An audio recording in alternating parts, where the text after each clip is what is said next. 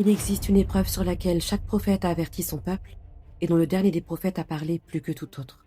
Une épreuve qui ne vise ni la force ni le courage, mais la foi, la lucidité et la capacité à reconnaître la vérité. Et cette épreuve porte un nom, Al-Masih ad-Dajjal. Le prophète alayhi salatu wassalam a décrit le Dajjal avec une précision troublante. Il a insisté pour que personne ne puisse prétendre l'ignorer. Le Dajjal est un homme, issu des enfants d'Adam. Il n'est ni un esprit, ni une créature invisible. Il est de chair et de sang. Son corps porte des défauts évidents. Il est borgne. Un de ses yeux est abîmé, incapable de voir correctement. Son autre œil est décrit comme proéminent, anormal. Et sur son front, ou entre ses yeux, se trouve une inscription claire. Un signe que tout croyant sincère pourra reconnaître, qu'il sache lire ou non. Le Dajjal ne se présentera pas immédiatement comme un ennemi. Il commencera par se montrer comme un homme hors du commun. Puis il dira être un réformateur, un guide, quelqu'un venu remettre de l'ordre dans un monde troublé. Ensuite, il franchira une étape supplémentaire. Il prétendra détenir un pouvoir que personne d'autre ne possède.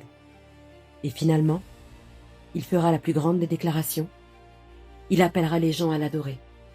C'est à ce moment précis que l'imposture atteint son sommet.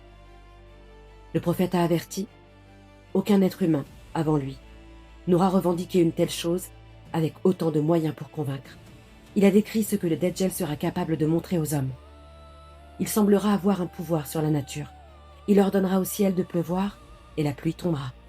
Il ordonnera à la terre de produire et les récoltes surgiront. Les troupeaux de ceux qui le suivront deviendront gras et abondants, tandis que ceux qui le rejetteront connaîtront la sécheresse, la faim et la pauvreté. Il ira jusqu'à mettre à l'épreuve la vie elle-même. Il fera croire qu'il peut donner la mort, puis redonner la vie. Mais tout cela n'est qu'illusion et permission divine.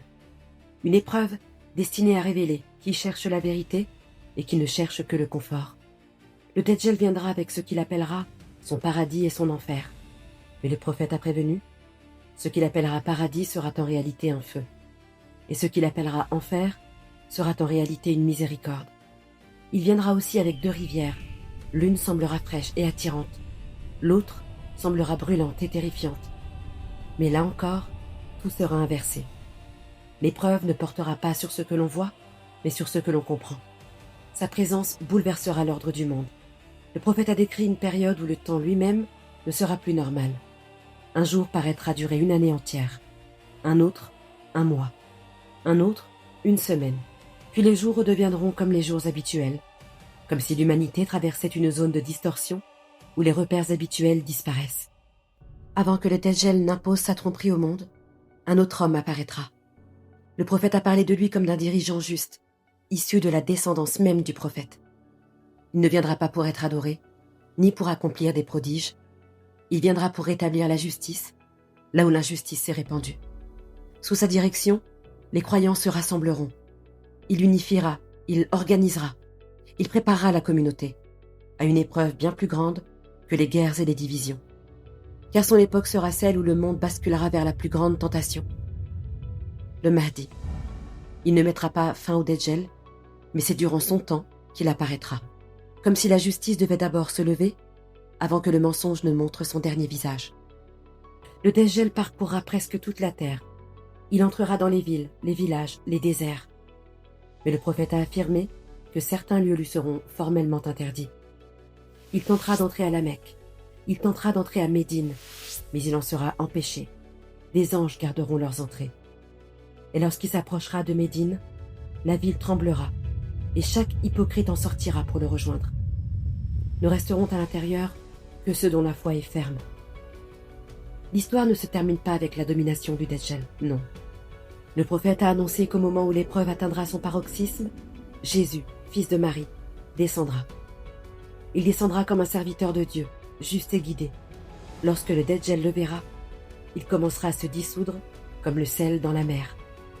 Il tentera de fuir, lui qui terrorisait les peuples. Et Jésus le poursuivra jusqu'à l'atteindre et mettre fin définitivement à son imposture. À cet instant, le mensonge s'effondrera et la vérité redeviendra évidente. Le prophète Mohammed, sallallahu alayhi wa sallam, ne racontait pas cela pour nourrir la peur. il avertissait. Dans la tradition islamique, l'apparition du Dajjal ne marque pas la fin immédiate du monde, mais l'entrée dans la phase finale. Après lui, les événements s'enchaînent. Les signes ne sont plus dispersés mais rapprochés, comme si le voile se levait peu à peu. Le Dajjal n'est donc pas la fin, il est le signal, celui qui annonce que le compte à rebours des grands signes a commencé.